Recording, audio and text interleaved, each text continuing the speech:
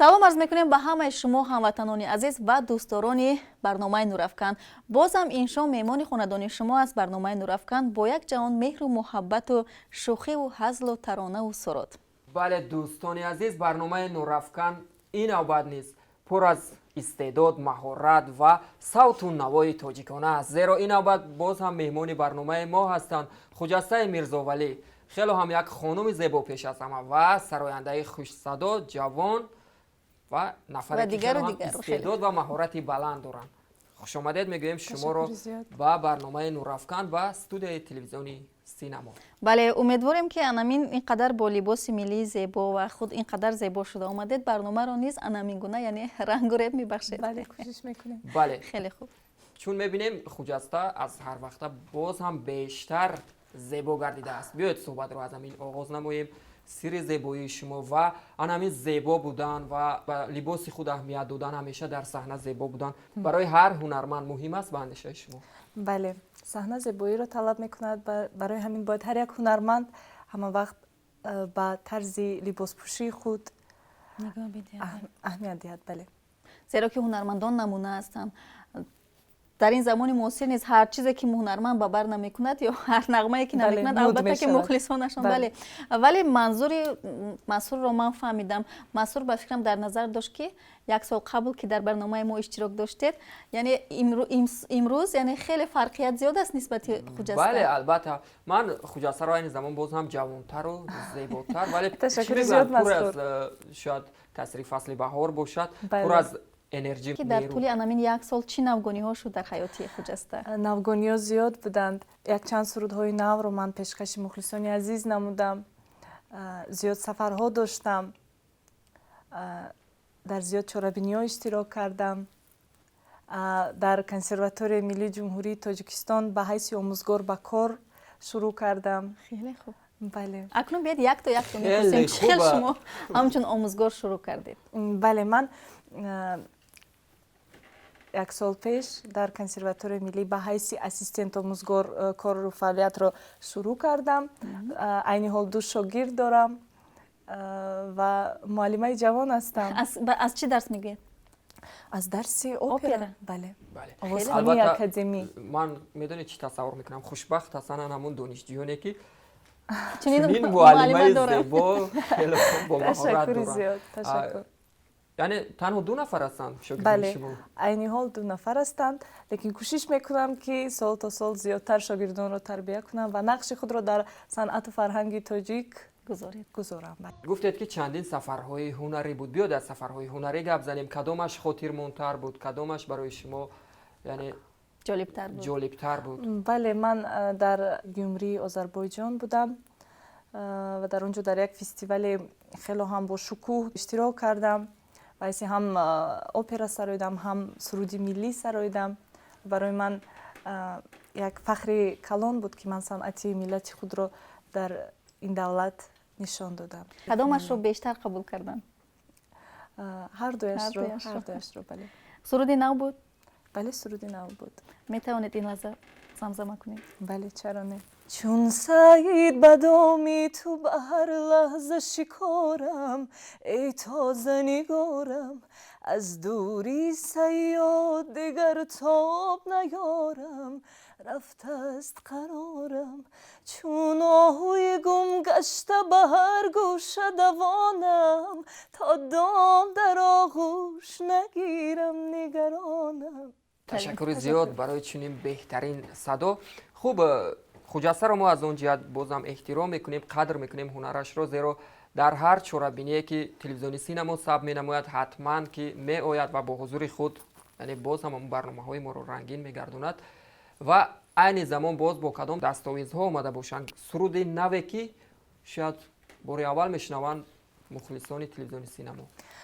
бале, ман якчанд оҳанги нав эҷод бо оҳангсозону бо шоирон ҳамкорӣ кардам, эҷод кардам. яке аз оҳангҳоям рашки парӣ ном доранд. яки дигааш бо дӯстам Мадинаҷон сароидем ки ном дорад дидам нигори худро. фикр мекунам каме ҳам бошад муваффақ гаштем ва ба мухлисони азиз писанд омад. каме ҳам не хеле муваффақ гаште, зеро ки Ташаккур, Насиба. ба ҳар куҷое ки намеравӣ ин ду садо яъне танинандоз аст. Худо кунад ки ҳамеша мо ҳамчунин кӯшиш бошад. кардем. хеле хуб. пешниҳоди кӣ буд амин? пешниҳоди ҳардуямон буд. мо якҷоягӣ шиштем, гӯш кардем, интихоб кардем, якҷоягӣ сабт кардем. ин сурудро аз куҷо дарёфтед ки гӯш кардед? рӯзе буд ки мо як диски шодравон хурмо ширинро гирифтем ва сар кардем гӯш кардан. Якеашнаш, дуюмаш, сеюмаш. баъдан ҳамин оҳанг хело ба дили мо часпид. мо фикр кардем ки агар мо ин сурудро бисароем, аз уҳдааш мебароем. ва як қиссаи дигар ман дар бораи ин суруд шунидам, агар хато накунам. анамин суруде ки шумо гӯш кардеду баъд шумо омадина писанд омад, вақте хурмо ширин худаш ки ҳамин сурудро мешунавад, хеле писандаш меояд. ин сурудро яъне Дона Баҳром сароиданд. ва худи хурмо ширин рӯашон шод буд, рафта аз устод Дона Баҳром хоҳиш мекунанд ки суруд хеле ба мо писанд афтодаасту ҳамин тариқ суруд ба хурмо ширин тақдим мекарданд. чунонки суруди оҳанги хеле дилнишин аст, суханони зебоам дорад. ва садои шумо низ, садои ҳардуи шумо низ хеле ҳам фораму дилнишин аст.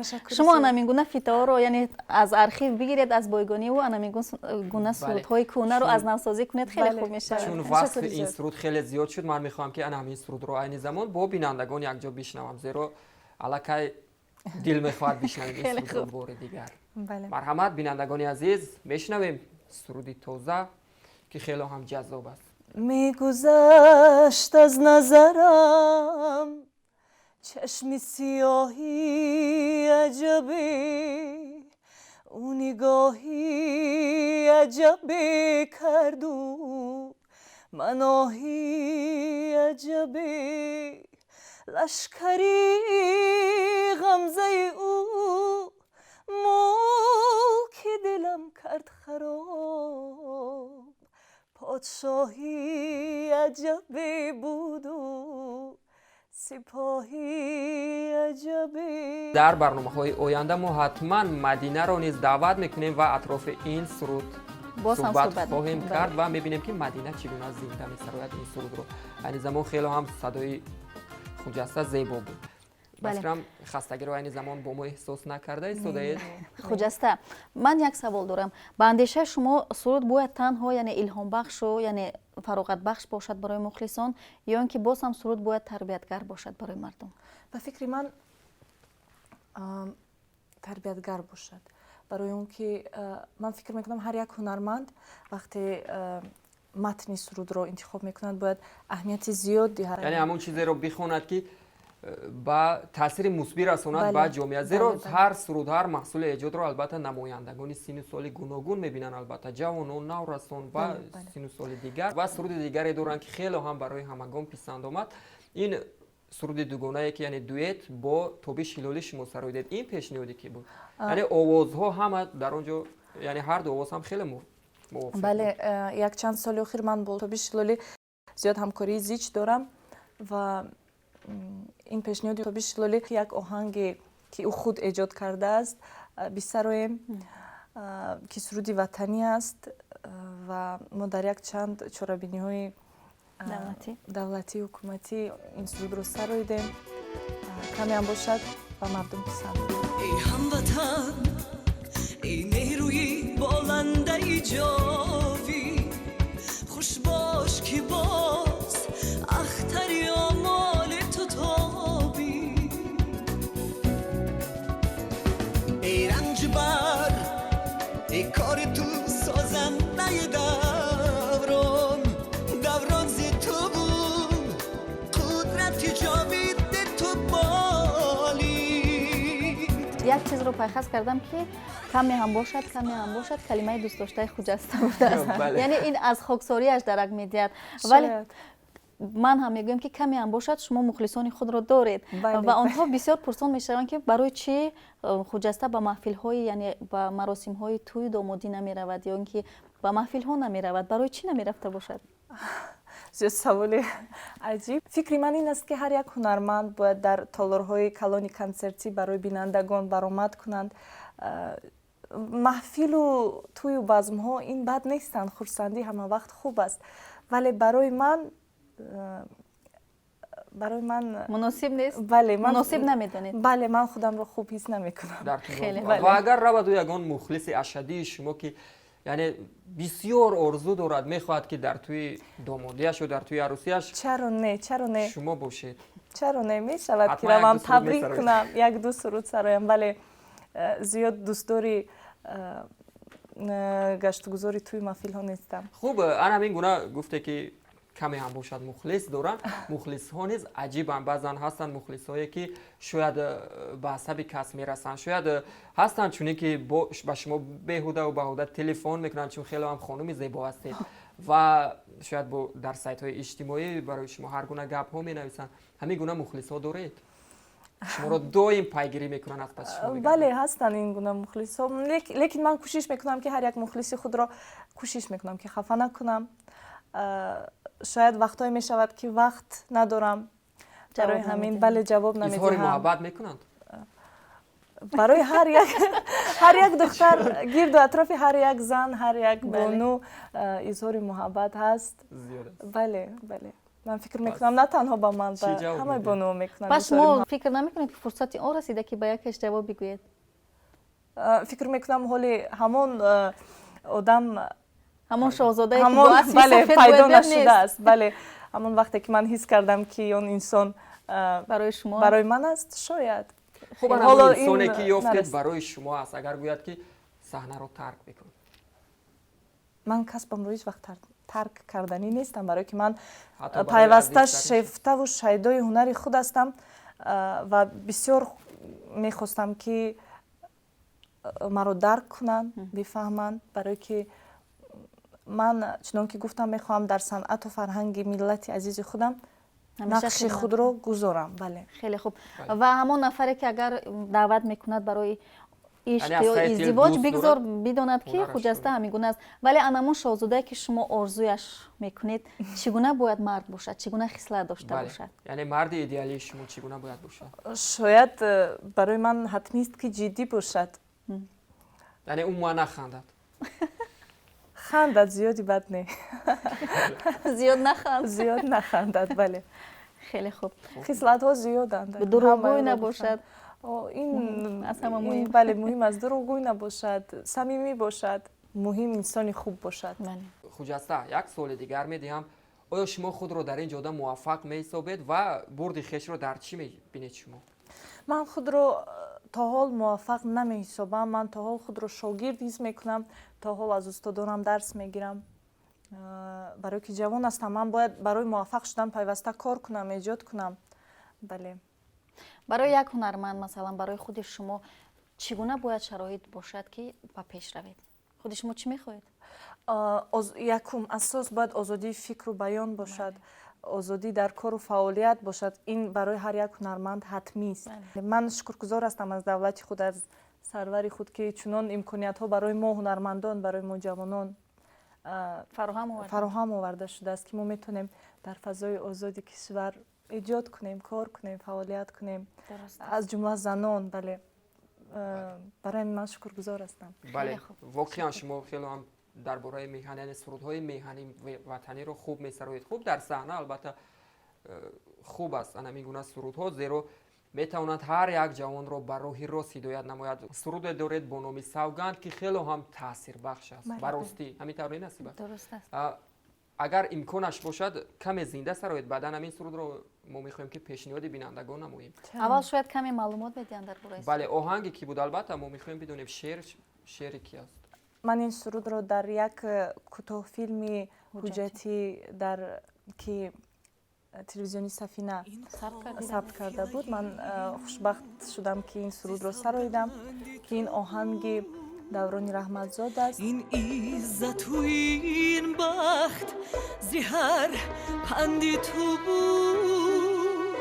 اون سرودهایی که شما یعنی انتخاب میکنید یا که سرودهایی که شما میسرایید، یعنی اون سرودها رو با شما پیشکش میکنن یا شما رو دعوت میکنن که این خجسته همین گونه بله سرود است؟ میشود که گوخل آهنگسازایی هستند که میخوان که من آهنگ اونها رو بسرایم، گوخل شاعرایی هستند که میخوان من از شعر اونها استفاده برم و گوخل سرودهایی هستند که من خودم عاشقشان میشم، شیدایشان میشم و میخوام که این سرود رو تیار کنم. و به نزدیکی آهنگ اگر حتما شنیده اید بوی جوی مولیان، من این سرود رو تیار کرده ایستادم و بعد از کمی وقت کمی مدت تیار می شود و فکر می کنم که این سرود هم از نو زنده می شود و یعنی با شکل خود شما این رو پیشنهاد کردنی هستید؟ بله بله. می توانید این زمان بخونید شاید برای بیننده شما باز هم این یک دو مصرعش چرا نه بوی جوی مولیان آید همه یادی یاری مهربان آید همه ریگی آمو و درشتی های او زیری پاچون پرنیان آید همه. دوامش را به نزدیکی من بله از طریق تلویزیونی سینما و دیگر تلویزیون ها برای شما بینندگان عزیز میدونید نصیبه چون خوجسته رو اگر خطا نکنم چند سال پیش سرود آریایی هم توانست برای مردم معرفی نماید. این سرود شاید باز یک تکان جدید در بله من هم همین نقشه رو دارم که میخواستم این سرود نیز من فکر میکنم که این سرود نیز تاثیر بخش است حس ملی هر یک شهروند ملت عزیزم رو بیدار میسازد. یعنی از این میبراید که شما خیلی هم در جستجو هستید همیشه جستجو می‌نمایید که یک چیزی عجیب رو پیشنهاد نمایید. زیاد دوستدار سرودهای وطنی هستم. وقتی که میسرم این گونه سرودها رو خیلی حس ملی من حس ننگو ناموسی تاجیکی من بلند می شود. از نصر آفتاب از شهد ماهتاب از اوج قله های سرافراز. یعنی شما افتخار میکنید که شما بله من افتخار میکنم که تاجیک هستم آریایی هستم. بله من در فکر شما نزده است که شاید یگان کلیپی نو میکنید چون امروزه سراینده ها از پای ساختن کلیپ ها بیشتر شدند. بله این سال نقشه های من زیاد هستند. میخواستم یک چند سرودها رو ثبت کنم و نواری ویدیویی هم بگیرم. بله فکر میکنم بله میشود این سال همش میشود. بله خیلی هم یک سیمای عجیب دارید. میتوانید خوب یک ستاره سینمایی باشید. چرا نه من این ارزوی من است که در یگان فیلم های تاریخی نقش بندم. من نمیدونم برای چی کارگردان های تاجیک دعوت نمیکنن. شاید بعد از برنامه شما شاید میترسن که شما رد میکنید. نه چرا نه من میخواستم یکی از نقش های قدیمه مثل رودوبه دیگر میخواستم. بله میخواستم. بردآفرید ولی فکر میکنم که سیمای من برای فیلم های تاریخی مناسب است. بله. این فکری من است. فیلم رستم و سهراب را دیده اید شما؟ چرا نه؟ در آنجا هنرپیشه خلقی تاجیکستان سایره میسایی و چقدر در اسب بالای اسب میدود اسب میدواند همش رو یعنی چون کاسکادیور خود اجرا کرد شما نیز همین گونه عمل رو میتوانید اجرا کنید. چرا نه؟ من از عهده تمام کار میبرایم. انا اگر رکلام خود رو کارگردان عزیز از شما خواهش میکنیم که اگر فیلمی یعنی تاریخی گرفتنی شدید مرحمت اکتریس علاقه تیار است. تشکر زیاد من کوشش میکنم. خیلی خوب اگر رود کارگردان گوید که ما یک فیلم تاریخی داریم لیک در یعنی ابرازی منفی میگیریم راضی میشوی؟ فکر میکنم نه رول منفی نمیخوام برای بیننده همچون یک سیمای منفی در یادشون میمونم. شما بیهوده رد میکنید. همین گونه باید یک فیلم نصیبه بگیرد چون هم پرودوسر هم مؤلف و میخواد شما رو با فیلم در نقش منفی دعوت کند. شاید این آغاز کریر شما در سینما خواهد بود. نه من یگان فیلم گرفتنی نیستم. نه اگر گرفتنی هم که شدم حتما با خواست خجسته رو دعوت میکنم. خیلی تشکر. هر یک انسان خصلت دارد که بی‌واسطه یا برای خودش پسند است میخواد با همون خصلتش خودش رو دوست می‌دارد و برعکس خصلت دارد که میخواد اون خصلت رو پرتوید از اون دست کشد نمیتواند. شما دارید همین گونه خصلتی که به خودتون بنوید پسند نیست و خصلتی که برای شما پسند است. بله هر یک انسان دارد خصلتی خوب و هم خصلتی بد. بله خصلتی خوبی خود رو نمیتونم گفتم. این را باید جانب مقابل گوید و من چه خصلتم خوب است برای که خود تعریف کنی رو دوست نمیدارم. خصلت های خصلت‌های یعنی زیادن خصلت‌های بدش. شاید زیاد تماشای فیلم ها باشد که زیاد وقتم رو میگیرد. فیلم ها شما رو یعنی جلب؟ بله دوست داری فیلم ها هستم و زیاد با دوستانم به تماشای فیلم ها میروم و کینوتئاترها. بیاید تعریف کینوتئاترها رو میکنیم. یعنی جوابگو هستن امروزه بله کینوتئاترها؟ چرا نه جوابگو هستند. من زیاد دوست داری کینوتئاتر نوروز هستم برای که به هم به خانه‌ام نزدیک است و من فکر میکنم که چنین کینوتئاترها در همه ناحیه‌های دولتمون اگر شود خیلی میشود، برای که فیلم ها هم میتوانند در زندگی هر یک انسان یک نقشی خود را گذارند. فیلم های تربیوی زیاد هستند، خیلی خوب، تاریخی دیگر و دیگر. و خدا کند که در انمیگونه کینوتئاترها فیلم های تاجیکی نیز خیلی زیاد شود. بله بله. یک چند سال دیگر باز هم از زندگی شخصی شما میدیم، شاید بیننده شما این زمان میخواد باز هم بیشتر بدوند درباره شما، جهانی باطنی شما رو میخواد شاید افشا نماید. بیا انمون سوال هایی که میدیم، انمون بخشی که داریم بود یا نبود، یک بار با انمون بخشی بود نبود کنیم میشود؟ میشود. سوال کوتاه میدیم و شما بود یا نبود، فقط همین. بله چرا نه؟ یعنی در زندگی شما همین گونه بود که خوراک را سوزاندید کسی نخورد؟ بود. باری اول با سرتون ریخته بود؟ نه نبود. نبود. اومد خجسته میرزاولی بار اشک ریخته بود؟ بله. برای عشق بود؟ نه برای عشق نبود. آیا شده است که کسی شما را گفته باشد نخوان که صدایت برای من پسند نیست؟ بله بود. هستن مخلصانی که می نویسند. باره شده است که ایامی نورسی نبو، ایامی یعنی علاقه دختره که کلان شده تو مادرتون شما را لط کرده باشد؟ بود. مادر من خیلی زنی سیاست مادر من در خانه‌مون خیلی سخت است، جدی است. برای من تا حال سن 25 دارم ولی از مادرم خیلی زیاد میترسم. از فن‌های ریاضیات همیشه بهای 2 میگرفتید؟ ماتماتیک، الگبرا بود؟ نه نبود. بهای 2 عموما بود در حیات شما؟ بود. گریه میکردید برای بهای 2 گرفتن؟ نه راه افتاده نمیشدم. و باره با درزمال کرته دوست داشته‌تون رو سوزوندید؟ بله بود. سخت گرفتید؟ بعدا راه افتاده شدم لیکن نگریستم. برای متا و برای لباس من راه افتاده نمیشم. باره هم بین مردم غلطیده بودید یا نه؟ در صحنه شاید؟ در صحنه نه ولی بود. در زمستان چند ساله بودید؟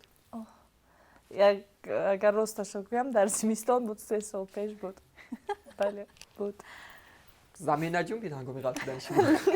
نه زمین نجنبید ولی من خودم جنبیدم. در صحنه شما برآمد میکردید خیلی هم با یعنی آبرز، ولی ناگهان فناگرام خط گردید. فناگرام نمیخواند؟ نه نبود. خدا هیچ وقت نباشد. شما فناگرام نمیخونید؟ من دوست داری فناگرام نیستم. چرا بودند حالتایی که من به طریق فناگرام سرایدم، ولی برای دیگر هنرمندان نیز توصیه میدهم که طریق زنده زیادتر بسرایند، چون که هم درسی آواز میشود و هم یک سیقل دهی آواز خود، چون که اگر ما هر روز زنده بسرایم آوازمون رو میتوانیم کمی زیادتر هم باشد سیقل دهیم. باری هم یکون کس از شما رنجیدگی بود؟ بود. از دوستتون خیانت دیدید؟ دیدم. مرد بود زن بود دوست شما؟ زن بود. بله. با دوستانتون باوری دارید بعد این؟ هستن دوستانی که برای من خیلی نقش خوب دارن در زندگیم. یک چند دوستایی دارم که برای من خیلی عزیز هستند. یکی از آنها مدینه است. یا دختره که خوب است. ما با فکر و اندیشه یکدیگر خیلی زیچ هستیم. خوبیش رو در برنامه‌های آینده می‌بینیم. خیلی خوب. بله. من باری هم شده بود که از یگان کاری خود پشیمان گشته باشید؟ بود. و کاری که شما نکرده بودید شما رو تهمت کردند؟ بود. این حالت هم بود. کسی رو رنجوندید بخشش نپرسیدید؟ این حالت هم بود. بله. ادامه داره دوستان برنامه نورافکن. یک سوال دیگر دارم با شما. در عوض بدی شما چی جواب میدید؟ خوب میگوین که نیکی کنو در آب پرتو، شاید شما نیز با شما کسی بدی کند برای عوضش نیکی میکنید؟ بودند حالت هایی که دوستانی من با من بدی هم کردند، خوبی هم بود вале агар ман аз ягон шахс бадӣ бубинам худамро дур мекунам. یعنی به خودم میسپاری. بله فکر نمیکنم که در عوض بدی باید بدی کنی. خیلی خوب. برای که شاید روزی شود که همون انسان خودش پشیمان شود. بله. بله.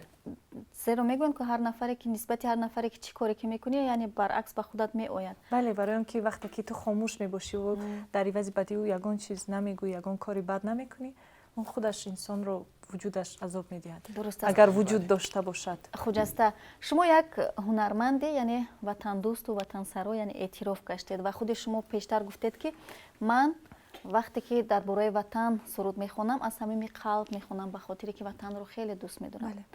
یعنی وطن از دیدگاه شما چی است؟ یعنی چگونه وصف میکنید نه طریق سرود این لحظه؟ بله وطن این زادگاهی انسان است. بله. وطن این یک فضای است که در آن هر یک شخص نفس میکشد. من زیاد در دولت‌های خارج بودم و زیاده از بعد از 3 روز 4 روز وطنم رو یاد میکنم. چون که وقتی که من در تحصیل بودم در دولت ایتالیا هر شب یگان شبی نبود که من گریه نکنم و خانه‌ام رو وطنم رو یاد نکنم. من فکر میکنم که هر یک فرد که بیرون از وطن خود است خود را به پناه و به نزدیک و به پرستار حس میکند. برای همین ما باید فخر کنیم که چنین وطنی عزیز و محبوب داریم. خیلی خوب. بله واقعا رسالت هنرمندی نیز همین است که با سرودهای خویش با هنر خویش یعنی نور افکند به خاندان مردم و همزمان انسانها را به راه راست هدایت نماید و من گمان میکنم که خوجستای میرزووالی الکی تا اندازه گرچند جوان است ولی رسالت هنرمندی خویش را اجرا کرد زیرا هر سرودش تاثیر بخش است. واقعا این رو من از ته دل میگم خودم همچون یک شنونده عادی. خیلی خوب. خب خوجسته گفتید که حالا هم خود رو هنرمندی موفق نمیشمرم. ما تمنا میکنیم که شما یعنی موفق باشید همیشه موفقیت همیشه همسفر شما باشد همیشه مهر و محبت نسبت مخلصان یعنی از مخلصان به شما یعنی همسفر شما باشد اومد همیشه ذوق به زندگیتان ذوق به ایجادیات همیشه با شما باشد. تشکر زیاد. بله. تنها یک سوال دیگر میدیم چون سوال عنعنوی است شاید سوال رو از ما انتظار بودید ولی ما نپرسیدیم یا حرف دل خویش رو گفتن میخواستید به مخلصان که امکان نداشتید.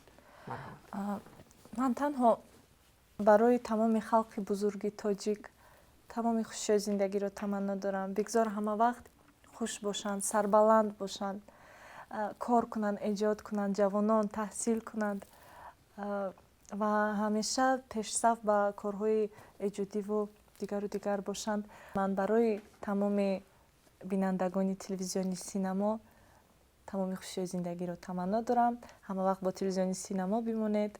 دوستداری فیلم و سرود و صوت و نوا باشید. سلامت باشید. بهترین سخنها سخن نیک نیمی دولت گفتند. بینندگان عزیز اینجا رسیدیم به فرجام برنامه. در آخر برنامه به همه شما سربلندی خانه آباد تنیسیت تمنا میکنیم. بله دوستان عزیز خانه آباد و سربلند و همیشه با تلویزیون سینما بمانید زیرا ما امروز سرفرازیم که چنین وطن آباد و آسوده داریم و همیشه هنر تاجیک صنعت تاجیک رشد میکند. خیر.